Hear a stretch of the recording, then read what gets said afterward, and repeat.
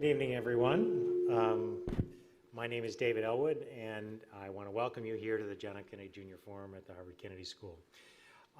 This is a special occasion for a number of reasons. The first is that this is the Albert H. Gordon Lecture, which was established in 1987 through a gift from Mr. Gordon, who received his undergraduate degree from Harvard in 1923 and his MBA in 1925. The lecture focuses on the fields of finance and public policy, special attention to internationalization, and the terms of the lecture specify the speaker should generally be chosen from outside the Harvard community. Well, I think Singapore is a bit of a distance, although in terms of someone, this is someone who's very much been a part of our community in so many different ways.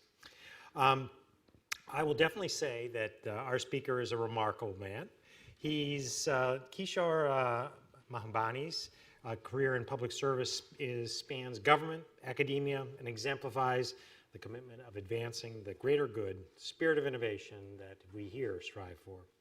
He graduated with first-class honors with a degree of philosophy from the University of Singapore.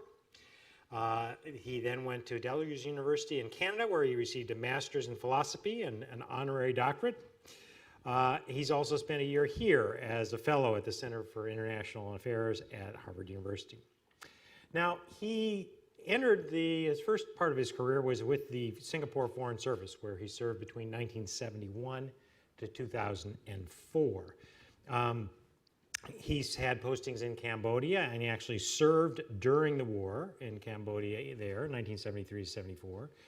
Malaysia, Washington, D.C., and New York. He served with two stints as Singapore's ambassador to the UN and as president of the UN Security Council. He was a permanent secretary at the Foreign Ministry for 5 years. And then he became a dean of a public policy school, everyone's dream job. Sure, he was president of the UN Security Council, but indeed, he became dean of Singapore's Lee Kuan Yew School of Public Policy, interestingly enough, about the exact time I became dean here. Now, I think I know a thing or two about what it means to be a dean in a school with a name of an iconic public figure of whom the nation is proud. And I certainly have been enormously honored to be here at the Kennedy School. Kishore took over the school in the name of a living legend. And talk about high expectations. Lee Kuan Yew is or was a remarkable leader and has been vigorous and engaged, was vigorous and engaged throughout his life. He was one who believed very deeply in the power of education and the notion of a strong, merit-based, highly accountable government with essentially no corruption to be tolerated at any cost. And Kishore took over that role of running a school with a living legend, and honestly, the Kennedy Schools enjoyed a very close relationship with the Lee Kuan Yew School for many years, including through the Lee Kuan Yew Fellows Program, in which mid-career students in public management from the LKY School spend a semester here as residents. We've benefited immeasurably from that association, as well as learned so many lessons from watching Singapore emerge as a remarkable nation at a remarkable time. And I too have had this enormous pleasure of getting to know Kishore. I remember the first time I met him was in Davos. And again, we had just both become deans. I think we were both a little concerned about, I'll just be straight, I was scared. Here's this guy, and so we sort of compares, what we've done before. And, so I'm meeting this guy who's, I was, president of the Security Council, ambassador to UN, various things and so forth. I said, well, I studied poverty. And in fact, a great friendship was born. And throughout the years, we've spent a great deal of time together and so forth. Obviously, Lee Kuan Yew, the remarkable leader of Singapore, passed away very recently at the age of 92. And we certainly share the grief of all the people in Singapore, and what a remarkable man he was.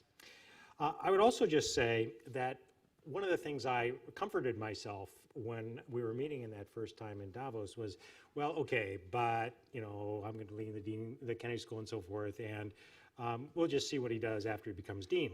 Well, what he just did was write book after book after book that was on the bestseller list, that was talked about, argued about. These include The Great Convergence, Asia, the West, and the Logic of One World, a series of books including Can Asians Think, and constantly he has pushed and challenged us to think about what a world will look like when the center of gravity shifts from the United States and the West to the East.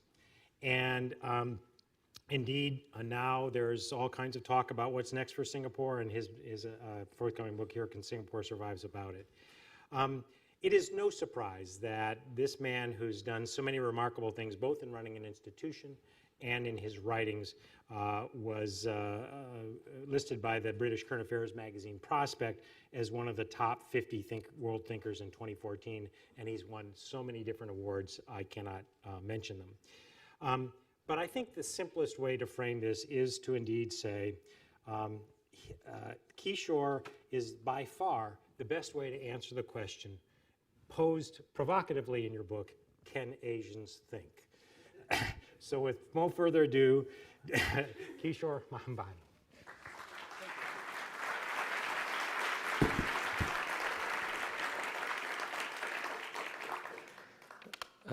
Thank you, David.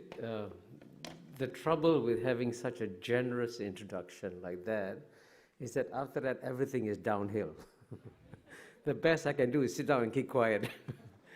But anyway, it's a great pleasure and delight to be here. And I'm really glad you highlighted the very special relationship, David, that our two schools have. And indeed, frankly, the Lee Kuan Yew School of Public Policy, which began in 2004, has been successful because it inherited a public policy program that was set up by the Harvard Kennedy School in Singapore in '91, I believe. So we've inherited a lot of from the wisdom and advice from the Harvard Kennedy School. I want to thank you very much for that. I also want to thank you for mentioning Mr. Lee Kuan Yew, who, as you know, who passed away. I think I'm not giving a big secret away if I say that he was a great fan of Harvard. And he really treasured the relationship that the Lee Kuan Yew School of Public Policy had established with the Harvard Kennedy School, and he strongly encouraged me to keep it up. And I think he'd be very happy to see that the Lee Kuan Yew School is being recognized here again at the Harvard Kennedy School. Now, let me try to now begin my remarks in 25 minutes to answer the question. I do have actually quite a long text, but I will not, I think it will be put up on your website of the Harvard Kennedy School, on my website too.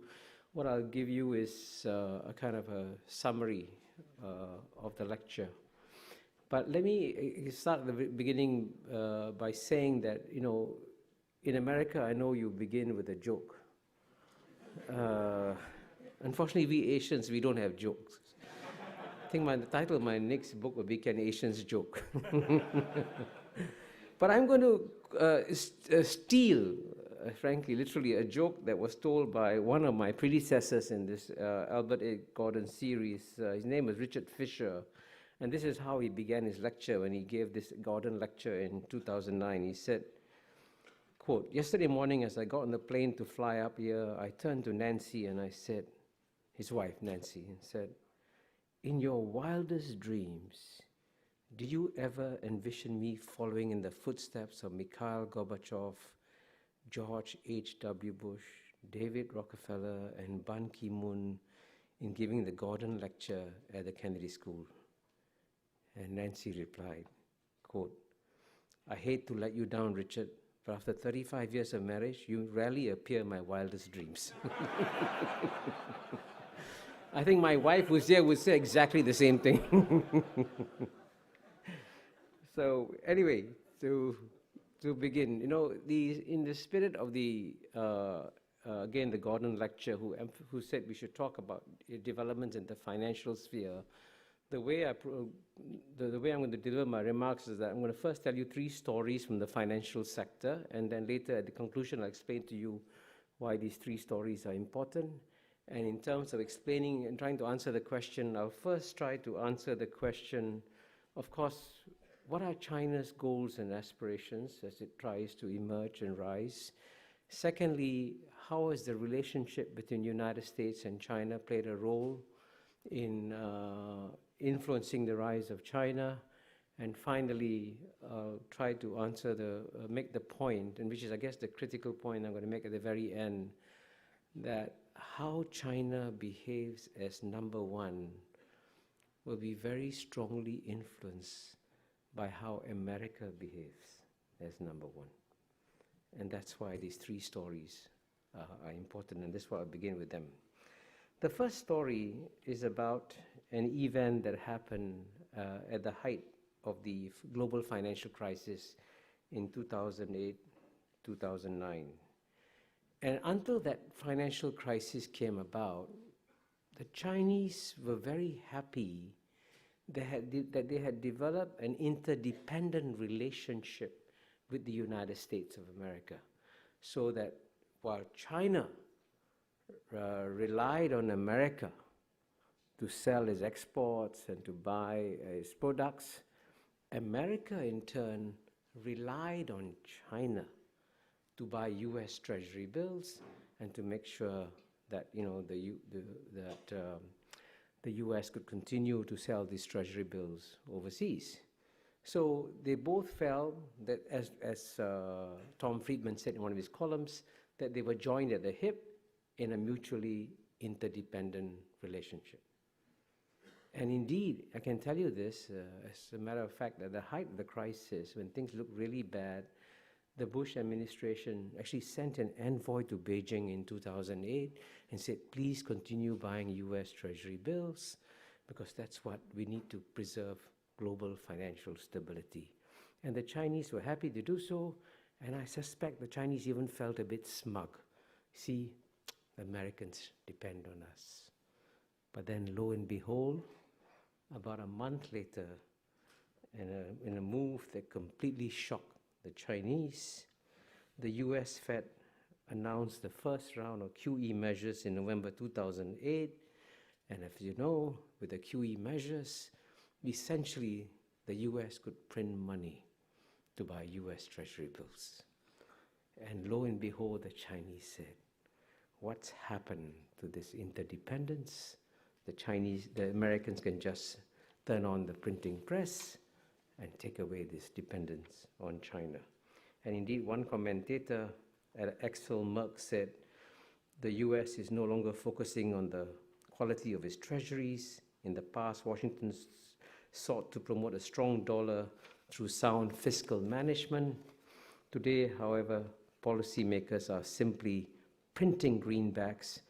And Merck said that by relying on the Federal Reserve's printing press, the US has effectively told other nations, it's our dollar, but it's your problem. So that's one story about the financial relationship between US and China. Then you mentioned a second story from the financial world, which I think not many people notice. Now, I think you must have heard that the United States has been prosecuting several foreign banks, including HSBC, RBS, UBS, Credit Suisse, and Standard Chartered. Now, for example, Standard Chartered Bank was fined $340 million for making payments to Iran. And most Americans reacted with equanimity to this fine paid by Standard Chartered Bank, and thought that the bank was just being fined for dealing with the evil Iranian regime. However, few Americans actually noticed that Standard Chartered Bank, which was domiciled in the UK, had broken no British laws and had not violated any UN Security Council sanctions, but because the payments made through the Standard Chartered system went through the New York clearing system, the US dollars entered the territory of US laws, and so Standard Chartered Bank was fined. And this is what is called, by the way, extraterritorial application of domestic laws. Again, remember this story when I come to the conclusion. And the third story is about the SWIFT system, SWIFT. I think many of you may know what it is. It's a system for clearing payments between countries. I think it's centered in Brussels. And when things got very rough between the United States and Russia, recently, as you know, the United States said that it might consider denying access to Russia to the SWIFT system. And in a column by Farid Zakaria, one of our mutual friends, a graduate of Harvard, he described the Russian reaction to the possibility of being denied access to the SWIFT system. And interestingly enough, most of us, when you look at Russia, we think Putin is the bad guy, Medvedev is a nice guy, good guy. But there was a good guy, Medvedev, who said, the Russian response to any denial of access to SWIFT will know no limits. So clearly, again, this was a global system for clearing payments, and the United States was trying to use it for either for bilateral relations in terms of punishing Russia. Now, these are the three stories I'm telling you at the beginning, and I'm going to conclude with these stories at the end. Now, first of all, let me now answer the three questions that I mentioned earlier. First, what are China's goals and aspirations as it emerges as number one? And here, the most obvious point that I need to make and emphasize at the outset is that even though China, as you know, is still run by the Chinese Communist Party, I can assure you one thing: the Chinese leaders, unlike Stalin or Lenin or Khrushchev, have no desire to prove the superiority of the communist system. In fact, as you know, Khrushchev famously said in November 1956, whether you like it or not, history is on our side, we will bury you. Now, the Chinese don't have the kind of aspirations that the Russians had to in any way prove the superiority of the communist ideology. So if it's not communism that they're trying to promote, what is it they're trying to promote? And the simple answer is that they would just like to revive Chinese civilization. Indeed, if there's one thing that motivates the Chinese leaders, it is their memory of the many humiliations that China has suffered for over a century, as you know, from 1842, the Opium War, to roughly 1949, or you can even go beyond that. And the one thing that drives the Chinese is a simple credo which says, no more humiliation for China. That's the great motivation. And indeed, Xi Jinping, when he spoke to UNESCO in March 2014, this is what he said are the goals of the Chinese people. He said the Chinese people are striving to fulfill the Chinese dream of the great renewal of the Chinese nation. The Chinese dream is about the prosperity of the country, the rejuvenation of the nation, and the happiness of the people.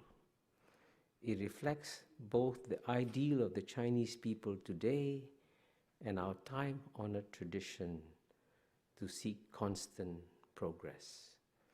The Chinese dream will be realized through balanced development and mutual reinforcement of material and cultural progress.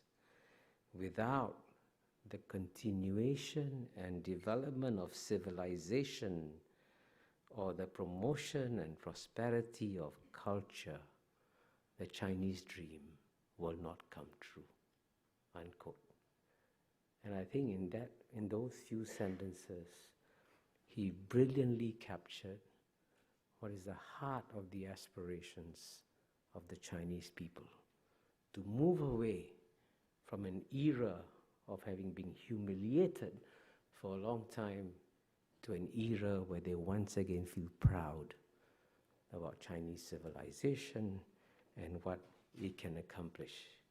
And indeed, if the CCP, the Chinese Communist Party, could change its name to CCP, the Chinese Civilization Party, then I think it would be a more accurate description of the goals and aspirations of the CCP. But of course, while this may be the motivations, many in the West continue to believe that China's approach is flawed because it is not changing its political system.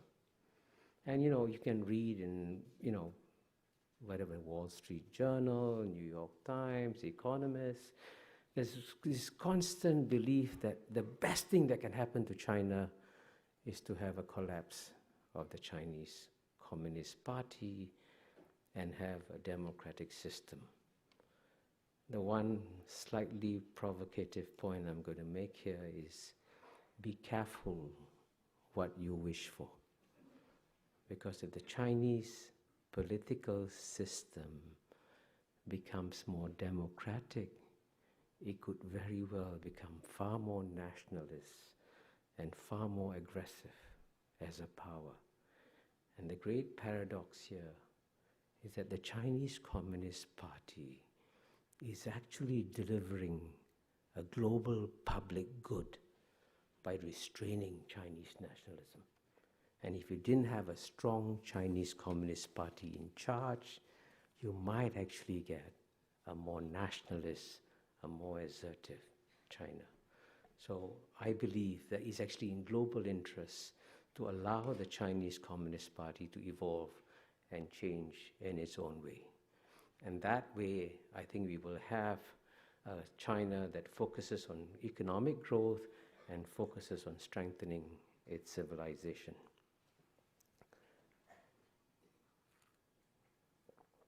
Let me now turn to the second question I said I would discuss, which is US-China relations, because clearly the relationship between the world's number one power, which today is United States, and the world's number one emerging power, China, is a key dynamic. And here, it is actually remarkable how stable the US-China relationship is. In theory, when the world's number one emerging power is about to surpass the world's number one power, and as you know, in PPP terms, China did surpass the United States in 2014, you should be seeing naturally, logically, and I think Steve Wall might agree, rising levels of tension between US and China. But instead, quite remarkably, we're seeing a very stable and indeed a calm relationship. And of course, the question is why. And here I think we have to pay a lot of tribute to the United States for having managed very well the relationship with China. If indeed the United States has been remarkably benign over the years towards China, starting from the days of 1990s. I mean, of course, starting of course from the Cold War and Kissinger's trip and America's efforts to bring China on board in the Cold War alliance against the Soviet Union, and then opening up the American market, as I mentioned earlier, to Chinese products. And even after the Tiananmen episode of 1989, when relations between US and China could have taken a nosedive, US-China relations continued in an even keel. Actually, I remember vividly in 1992 listening to the election speeches of Bill Clinton when he said famously in his campaign, "I will not coddle the butchers of Beijing if I become president of America." And when he became president, we could have very well seen a sharp nosedive in the relations between US and China. Instead, to my surprise, and I actually saw this in my own eyes, in November 1993, at the first APEC leaders meeting, which was held in Blake Island off Seattle, That's the first time that Bill Clinton and Jiang Zemin met face to face. And I could see that Jiang Zemin was incredibly uncomfortable, tense and nervous, and trying to figure out what the US president would do to him in this small, close meeting where I was present. And to Jiang Zemin's surprise, and to my surprise, Bill Clinton coddled the butcher of Beijing. And it was a very wise decision on his part. And by the end of the day, if you had watched the body language of Jiang Zemin and Bill Clinton, amazingly, they were almost good friends at the end of the day, reflecting the great charm of Bill Clinton at the time. But this pattern has continued. United States has helped China by getting it into WTO. The United States has helped China by being sensitive on Taiwan, and indeed coming down very hard on the leaders of Taiwan when they tried to push for independence of Taiwan. So these are various ways in which the United States has demonstrated its wisdom and generosity towards the Chinese. And of course, speaking in Harvard University, I have to mention it is actually quite remarkable that the world's #1 power is training the elite of the world's #1 emerging power by allowing it to send 275,000 students to come and study in American universities. I think future historians will be wondering, why was America so generous in supporting the rise of its #1 emerging power? But all this have led to this geopolitical miracle that we have today, where you have a stable relationship between US and China. And also, by the way, I also have to mention that Chinese themselves have been very careful and sensitive, and some from time to time actually bent over backwards to keep the relationship on an even keel.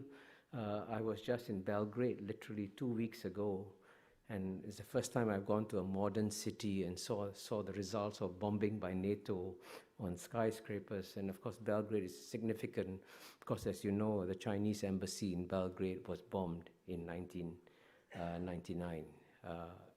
Almost all Americans I speak to believe that it was obviously an accident, but 100% of the Chinese I've spoken to are convinced it was deliberate. But despite the fact of their belief that it's deliberate, they swallowed the humiliation and said, our relations with the US are far too important. We will swallow our humiliation this time and proceed. So both sides, you can see, have made an effort to keep the relationship on an even keel. So all this brings me to my third part. How American behavior and actions will have a significant influence on China's role as a #1 power. And here I must confess to you, in all honesty, that even though I'm normally quite provocative in things I say, I feel a certain trepidation here in saying some of the things that I'm going to say in this section. Because as you know, very famously, Bob Zoellick, many years ago, called on China to emerge as a responsible stakeholder of the global system. But when he made that call, I think he assumed that, of course, the United States is a responsible stakeholder of the global system. And the hard part here is to try and tell an American audience that's not how the United States is often perceived overseas. And that's why I told the 3 stories from the financial sector at the beginning of my lecture, because the rest of the world quite often sees the United States acting unilaterally, acting in its own interests, and often at the expense of global interests. And David mentioned that I've been the ambassador to UN twice. I was there. I've served there for almost 10 years. And it's rather tragic to watch in the UN, as I did at first hand, to see that the institutions that were essentially created by the United States after World War II, with the guidance of FDR and Eleanor Roosevelt and all that, these were basically American-inspired institutions which have then been undermined by American policies. And I think, in many ways, the United States has been very unwise in undermining these global institutions, because every action that the United States makes in undermining these global institutions could then be replicated by China. And that's why, in my latest book, The Great Convergence, I decided to begin the book by quoting from a very wise speech that Bill Clinton gave, am I allowed to mention Yale, in 2003. And this is what Bill Clinton said. If you believe that maintaining power and control and absolute freedom of movement and sovereignty is important to your country's future, there's nothing inconsistent in that. The US is the biggest and most powerful country in the world now. We've got the juice and we're going to use it. But then he added a but, Bill Clinton. He said, but if you believe we should be trying to create a world with rules and partnerships and habits of behavior that we would like to live in when we are no longer the military, political, economic superpower in the world, then you wouldn't do that. So Bill Clinton was being very wise in saying, you know, as long as America thinks it'll be number one, yes, we can go on undermining multilateral institutions. But if we can conceive of a world in which we are number two, then surely it is in America's interest to strengthen multilateral rules and processes. But what is strange is that Bill Clinton only gave the speech once and never repeated that again. Because I'm told it's political suicide in America to speak about America being number two. So most politicians tend to veer away from that possibility. But I think the time has come for the United States to think very hard about a world in which it might become number two and China might become number one. Then surely America's interests change dramatically. And that's why, if America wants to see a China emerge that plays by global multilateral rules and processes, the best way it can do so is not by giving speeches or saying eloquent words about how you should preserve the global system. The best way you do it is through your deeds. And here, of course, I'm going to conclude by mentioning briefly the latest episode that has happened in US-China relations, and which is, of course, as you know, is the Chinese decision to set up an Asian infrastructure investment bank, which unwisely the United States decided to oppose. And as you know, and this is in many ways a sign of the times, in the past, a veto by Washington, D.C. would have meant that all the allies would have stood firmly behind the United States, and the United States veto would have held.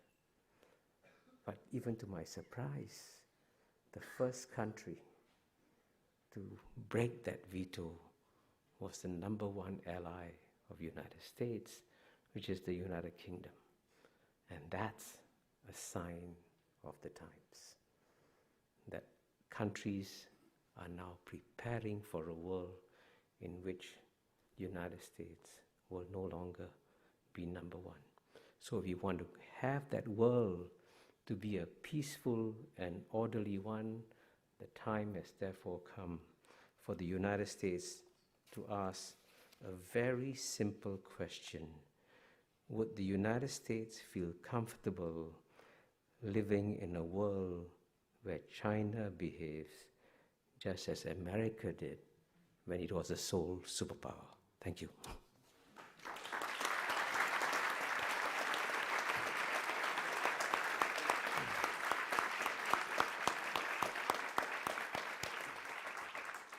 Thank you, Kishore. We now have time for questions. As you all know, there are microphones in 4 locations, one here, one right there, one there, and one there. And the characteristics of a good question at the Kennedy School have 3 characteristics. 1, you identify yourself. 2nd, it is short and has but 1 point. And 3rd, it ends with a question mark. So why don't we start right over there? Good evening, sir. My name is Nico. I'm a mid-career student here at the Kennedy School. I'm also the co-founder of the Future Society at the Kennedy School, which is a new student club. And my question regards the role of China, the future role of China in the Middle East. We've seen the Middle East being the big area of tension for the past decades. And I was surprised to see, if I recollect properly, that the first trip of the newly elected Egyptian president, Mohamed Morsi, at the time, was to go to China, not to the US, which I saw personally as a big sign. And I was wondering whether you could share with us your perspective of how the region, the Middle East, could change in this new era of Chinese rise. Thank you. Should I answer? Yes, Yeah. go ahead. I mean, this is actually a very difficult question to answer, because, I mean, the tragedy about the Middle East is that it is the great exception in a world, as I try to demonstrate in the Great Convergence, which is actually prospering and doing very well. And because that region is a great exception, and to be very candid with you, it has a very dysfunctional dynamic. It is a very difficult region to have any kind of long-term posture or plans. I am very confident that the Chinese want to see stability in the Middle East, but the Chinese will never try to play the role of the United States, which is to go in there and intervene directly and try to influence the political development either inside countries, as with the invasion of Iraq, or in the relations between countries, and so on and so forth. So when the Chinese emerge, the one thing they will not try to do is to try and replicate American policies in the Middle East. So next question is right over here. Do note there's microphones here and here, and since I just go around, if you're standing in line, head to one of the other microphones. Hello, my name is Patrick. Thanks so much for this very thoughtful and inspiring talk. As a German, I try to be the diplomat between the US and China. So my question is, how can millennials contribute to, as Kissinger would say, a peaceful coexistence between the US and China? I think the millennials have an enormous contribution to make. And the first thing they should do is read my book, The Great Convergence. And I'll tell you, and it's a serious point I'm making here. I mean, I'm selling my book, but I'm also making a very serious point. The one key point that many people have not understood is that there are many respects in which the world has changed fundamentally. But one way in which it has changed fundamentally is that, and I use a simple boat metaphor to explain this change. In the past, when 7 billion people live in 193 separate countries, it was as though they were living in 193 separate boats with captains and crews taking care of each boat and rules to make sure the boats didn't collide. Now that's the old world order. Now what's happened is that the world has shrunk and it's become small, dense, interdependent. So the 7 billion people in the world no longer live in 193 separate boats. The 7 billion people literally live in 193 separate cabins on the same boat. But you have captains and crews taking care of each cabin, and no captain or crew taking care of the global boat as a whole. And that's why you have global financial crisis, that's why you have global warming, that's why you have global terrorism, that's why you have global pandemics happening also. So I think my generation's problem is that we've got so used to the idea that the only way you solve the problems in the world is by getting independent sovereign countries to talk to each other and resolve the problems. But the world has changed so much that our ideas about how to handle the world of tomorrow are still bound by in fact, it's bound by 17th century Westphalian concept. So the millennials have to persuade the leaders of all the countries that the things that make us interdependent in the world are far greater than the things that divide us. And you've got to find a way of throwing away all the textbooks you use in the Harvard Kennedy School and write new textbooks. So it's very clear, we should put your textbook, number one, there, right here, please. My name is Malik Siraj. I'm a mid-career MPA student here at the Kennedy School, and I'm a big fan of yours. I'm so glad to see you. My question is, I've been following your readings and Thomas Friedman and Fareed Zakaria, everybody talking about the post-American world. When you look at the world's top 20 universities, not a single university is from China, or at least top 10 universities.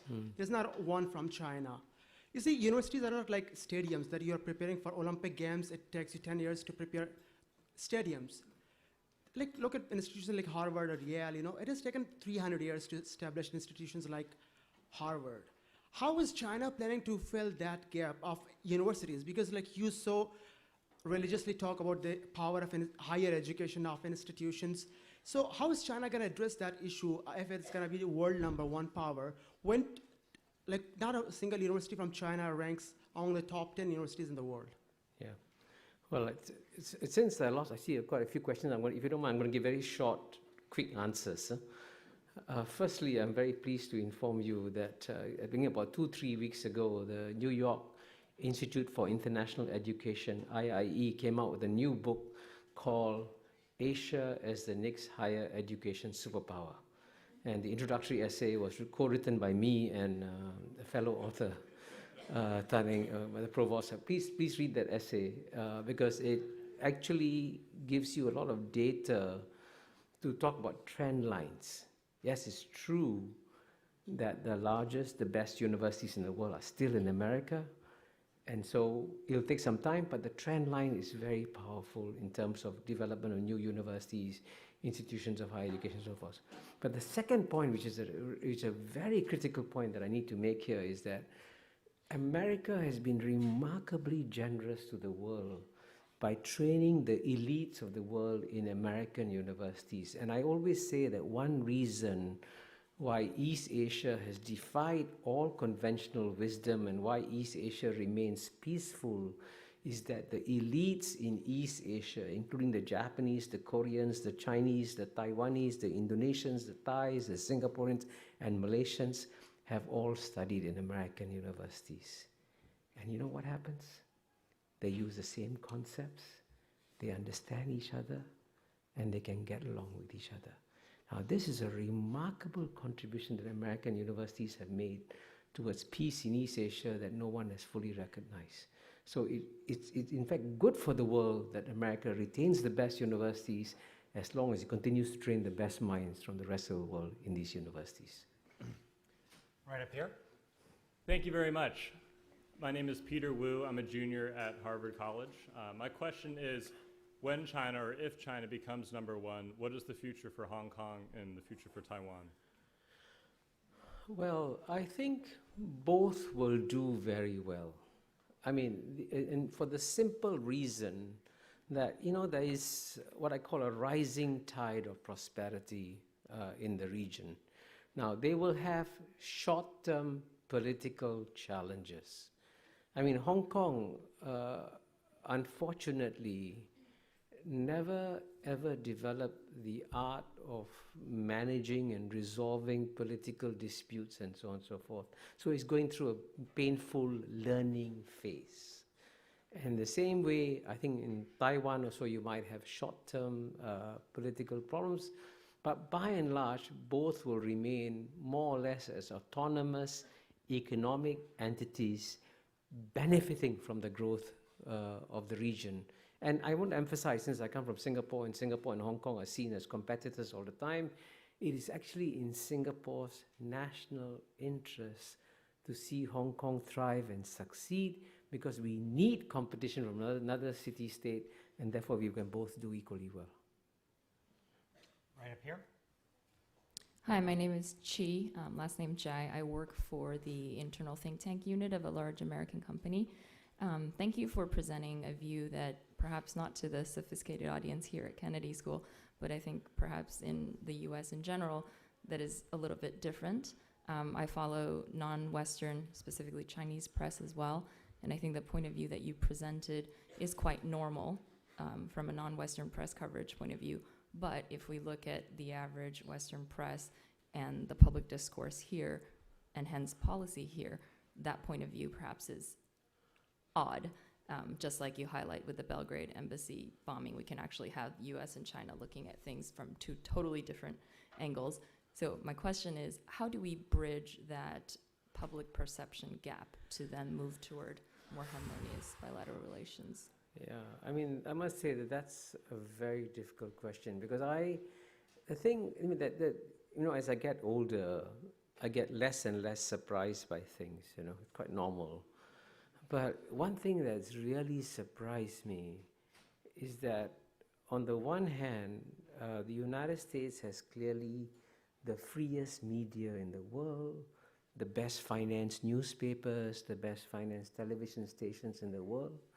But I can tell you this, as someone who travels to at least 30, 40 countries a year, when I come to the United States and I go to my hotel room in Charles Hotel and turn on the television, I feel that I've been cut off from the rest of the world. And literally, the insularity of the American discourse is actually frightening. And this is also true, by the way. I mean, I've said this to my friends there anyway in New York Times. This is true of the New York Times. This is true of the Washington Post. This is true of the Wall Street Journal. There is an incestuous, self-referential discourse among these newspaper journalists and so on and so forth. And they reinforce each other's perspectives and end up misunderstanding the world. Because the one key point I emphasize is that the era of Western domination of world history was a 200-year aberration. It's coming to an end.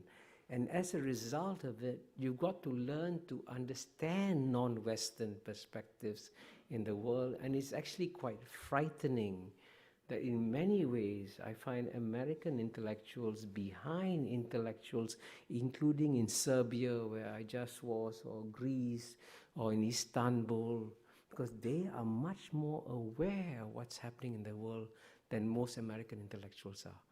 I don't know how to solve that problem. Right over here.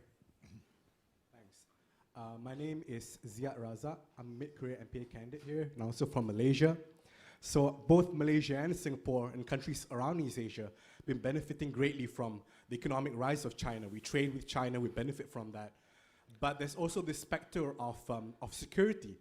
China's 9-dash claim on the South China Sea, some skirmishes along the way, and also the increasing militarization of China is growing defense budget. So my question to you is, I think the entire world is looking to see whether China is true to its rhetoric of peaceful rise, but it's particularly relevant for East Asia, because we're so nearby and we're directly affected by this. So what are your thoughts on China's rise as not just an economic power, but also potentially a military power as well? Yeah, again, very quickly. Number one, overall, there's no doubt that China has been rising peacefully. But for some strange reason, and I would say in the years 2010 to 2012 or 13, China began to make serious mistakes in its foreign policy. The one big mistake it made, for example, was when the Japanese arrested the captain of a Chinese fishing trawler. The Chinese put enormous pressure on Japan to release the captain, and they succeeded. And then, foolishly, they asked Japan for an apology. And I told my Chinese friends, you already humiliated the Japanese by forcing them to release the captain of the Chinese fishing trawler. Why humiliate them further by asking for an apology? Then, as you know, they made mistakes in the South China Sea. And for example, in the ASEAN Foreign Ministers meeting in July 2012 in Phnom Penh, Cambodia, the ASEAN countries wanted to have the usual reference to South China Sea. China put pressure on Cambodia, the chairman, to block it.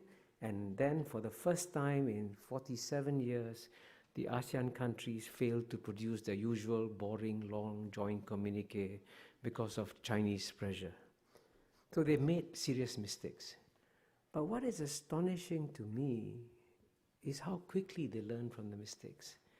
And I can tell you one of the most surprising things I did in 2014 was to be invited to Beijing by 2 separate Chinese think tanks and in a fully recorded conversation, and they only asked me one question. Please tell me, what mistakes has China made in its foreign policy? And I was stunned by that, because I've never been invited to Washington, D.C. to talk about mistakes in American foreign policy, but I get invited to Beijing. I mean, that's a sign of the times, that is how different the world is today. So I think the Chinese, I want to emphasize one point. The Chinese themselves have not clearly made up what kind of power they want to be, and they are torn by contradictory impulses.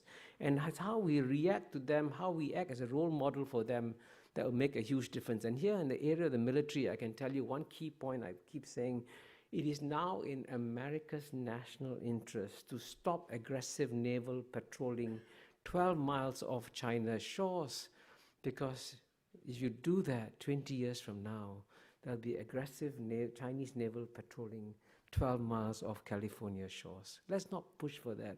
Let's work towards a new world where we no longer have to use the military. And I think at the end of the day, there will be no war between the United States and China.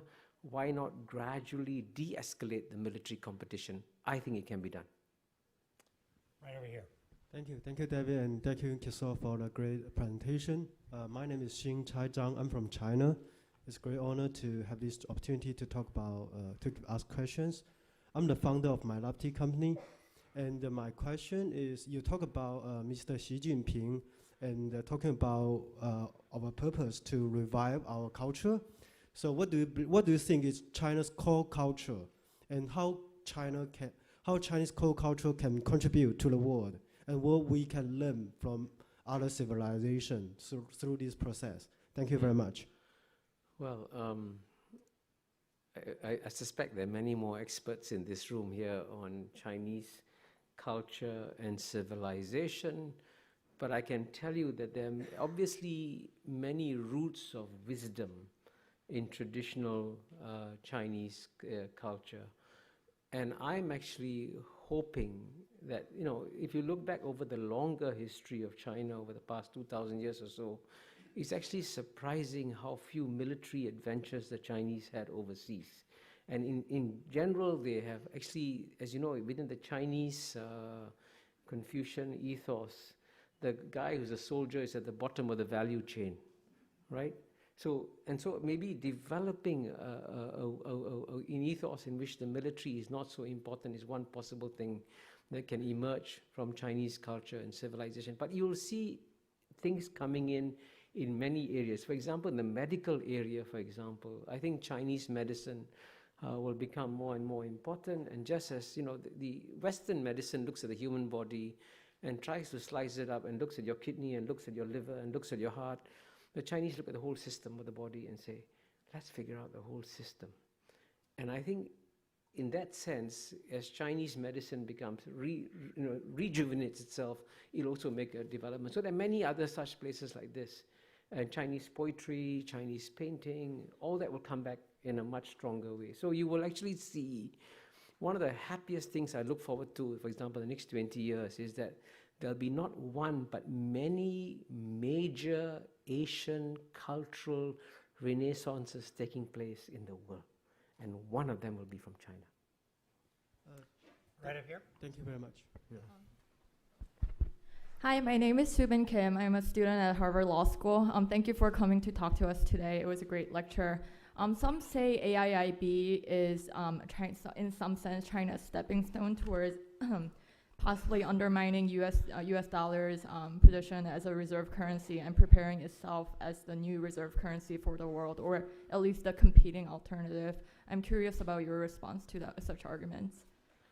Oh, I think I don't think the AIIB is a step towards replacing the US dollar as the global reserve currency. Is actually the Chinese basically using the AIIB on the one hand to find a use for the money that they have, and on the other hand, there's also a demand in Asia for more infrastructure. Even the ADB has estimated that Asia needs $7 trillion of infrastructure, and that's what it's using its money for.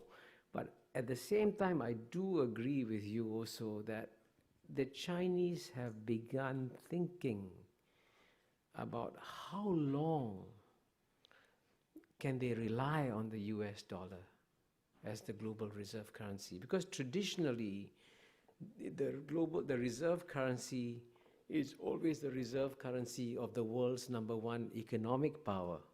Now, China is not yet in nominal terms the #1 economic power, but within 5 years, 10 years, depending on your guesswork on what the rates of growth will be, China will become the world's #1 economic power, let's say within 10 years. And then in that world, if you have a world in which China is the #1 world economic power and the US dollar remains as the global reserve currency, that will be a major global contradiction.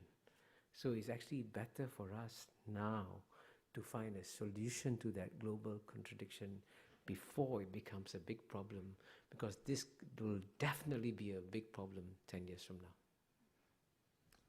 Right over here. Yes, my name is Charles Data. I'm a student here at the Kennedy School.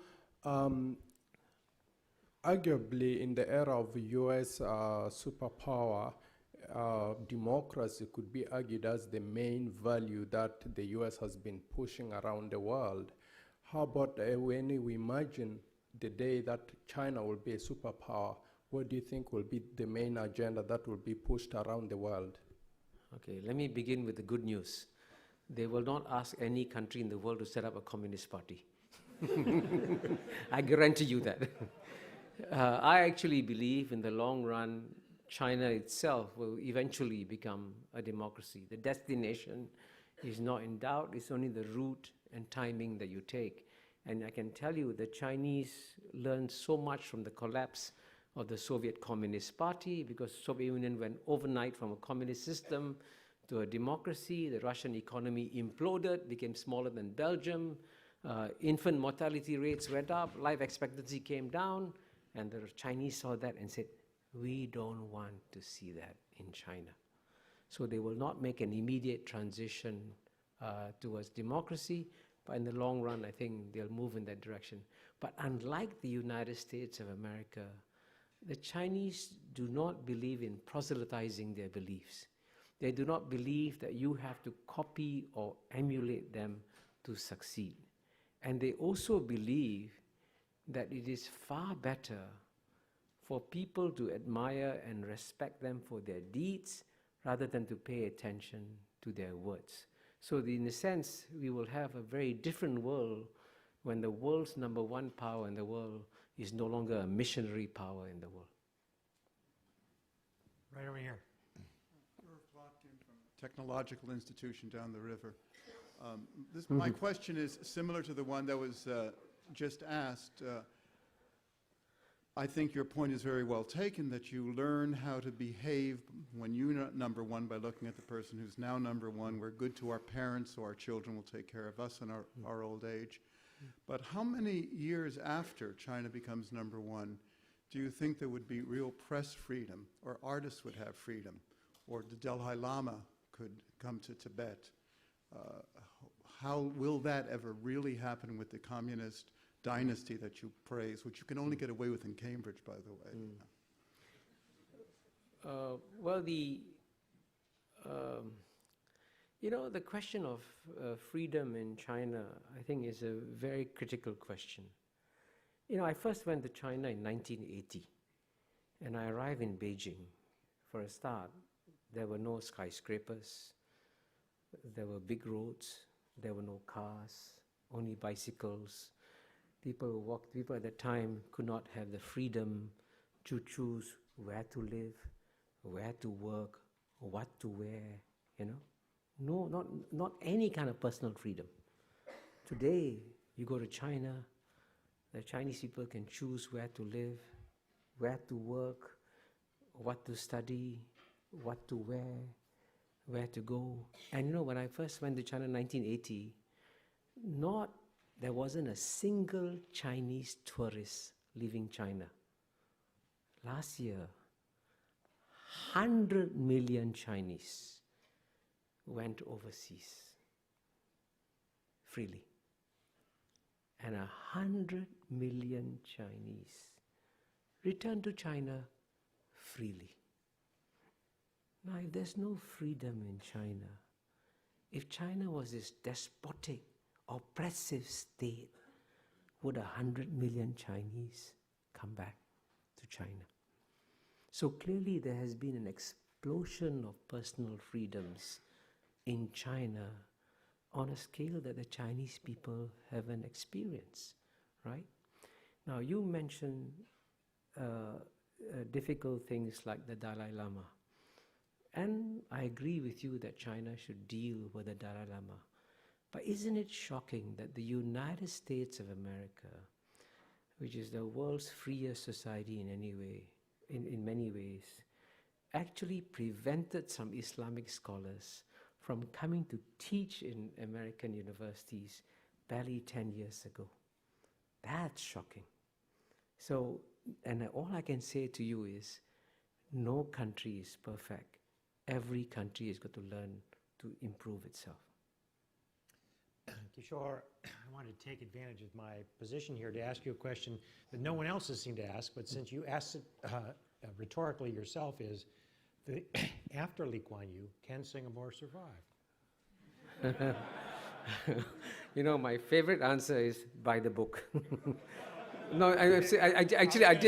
That's not generally an acceptable answer here. So, I know. No. I did launch a book 3 weeks ago in Singapore called Can Singapore Survive? But I'm actually, the answer I gave is very simple. The probability, of course, is that Singapore will survive. I mean, Singapore will not just survive, Singapore will do very well.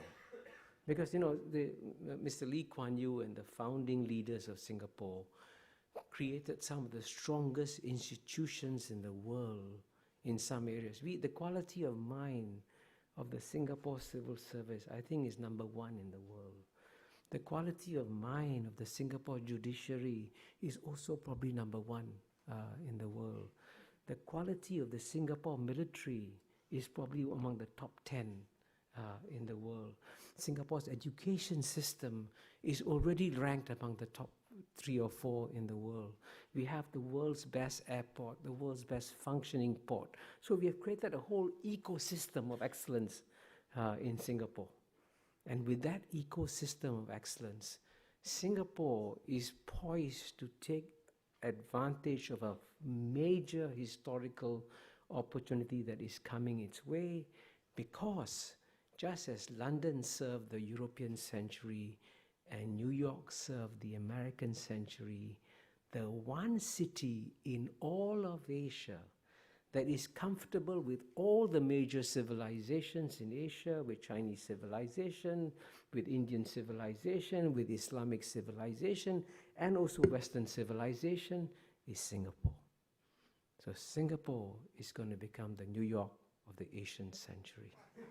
So it's a great time coming ahead for Singapore. But, okay, right there. My name is Ihab Al-Gamal. I'm a mid-career from the troubled area of the Middle East. My question to you is that, do you have any doubt about China's economic growth going forward? So the rise to the number one is based on a wonder story of 8% growth year over year. Yeah.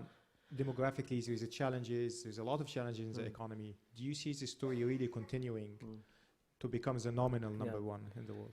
Yeah, I'm really glad you raised that question, because I've been here for 48 hours, and I must say almost every person I met in Harvard, the first question they ask me when we talk about China is, can China sustain its economic growth?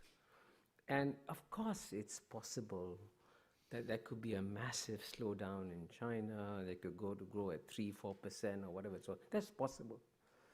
But if I was a betting man, I'm prepared to take bets with you all that I think China will be able to sustain growth of 7%.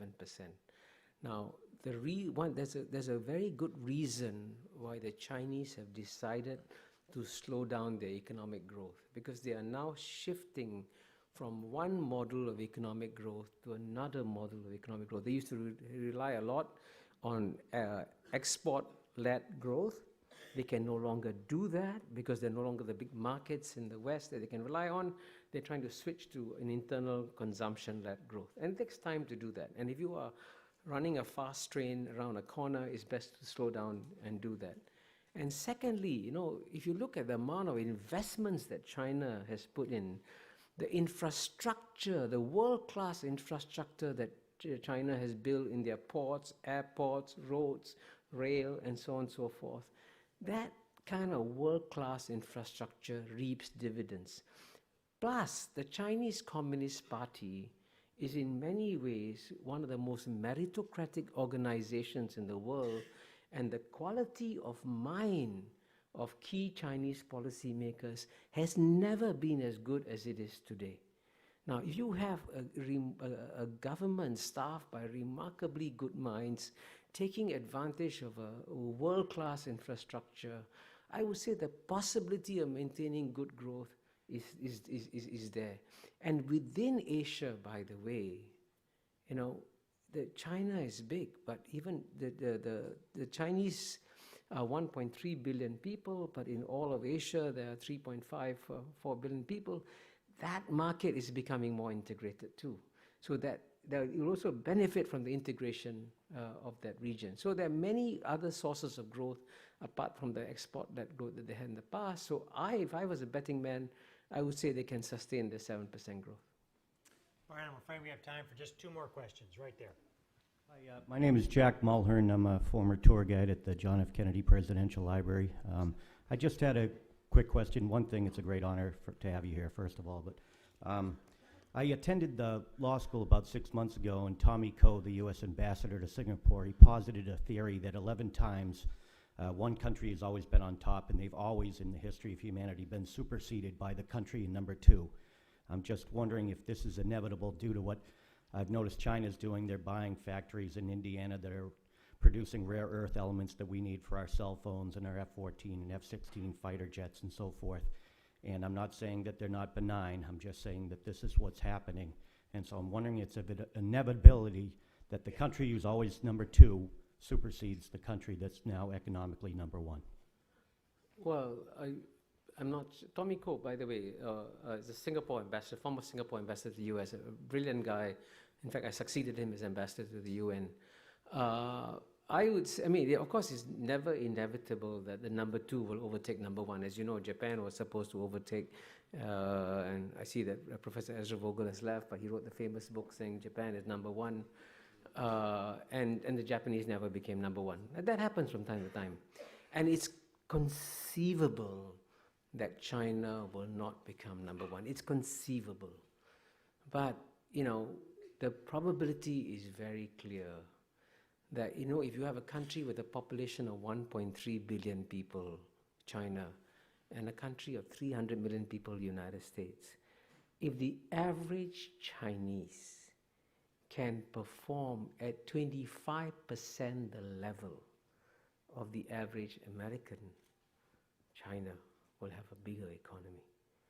And if you have any doubts about the capacity of the Chinese mind to do well, look at the exam results of Chinese students in any leading American university, right? You look at the list of PhDs that come to collect, you see the success of the Chinese intellectuals. So what's happening here, by the way, is that, I always say that, Western education was developed for the Western mind. But one thing we haven't noticed is that in the last 10 years, when you take Western education and you combine it with the Asian mind, including the Chinese mind, it has an explosive effect.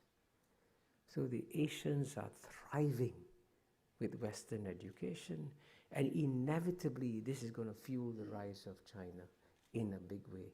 And I'm very confident that the average Chinese can perform more than 25% the level of the average American. And that's why I think China will have a bigger economy. Right over here, I'm afraid the last question. Hello, my name is Mabo Mwesley. I'm a student at the business school. Thank you for being here this evening. My question is, how would you characterize in all likelihood the U.S.-China relationship, specifically in the range of 15 to 25 years, where while China will likely be number one, the U.S. will likely be a close number two? Yeah, of course, it's possible that the United States will be a close number two to China. But, you know, many of the projections that I've seen, I'll give you, for example, Goldman Sachs has projected that by 2050, the number one economy in the world will be China, and I've been speaking a lot about China. The number two economy in the world will be India, and the United States will be number three. So, and it's actually surprising that so few Americans speak about that world. It's already impossible to speak about being number two. It's even harder to speak about being number three. But that, frankly, is also going to happen. You know, I wrote an essay recently in which I said that, you know, if you look at the most successful ethnic community in the United States, I would have thought in the past it would have been the Japanese or the Chinese or the Koreans or the Jews. But the most successful ethnic community in the United States by far is the ethnic Indian community.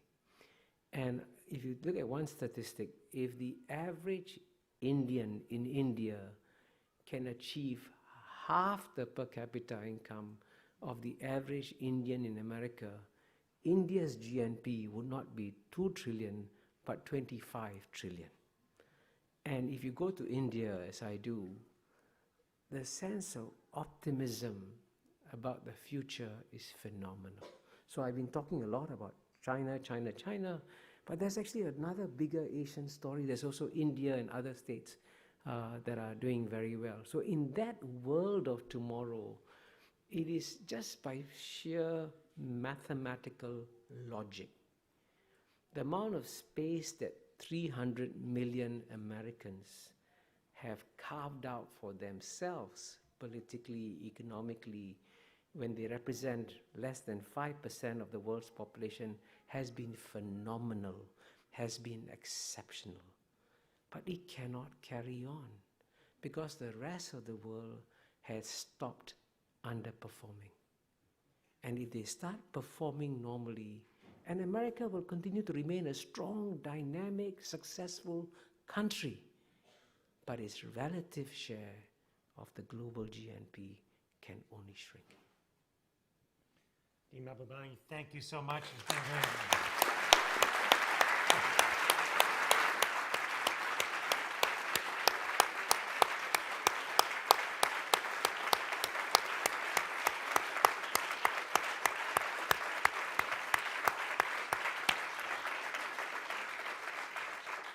I should say we're going to have a reception here momentarily, so those of you who'd like to stay and chat a bit more, Kishore has a flight, I think, has to leave here about 8:15, but at least to be around for a little while for those of you that didn't get a chance to question.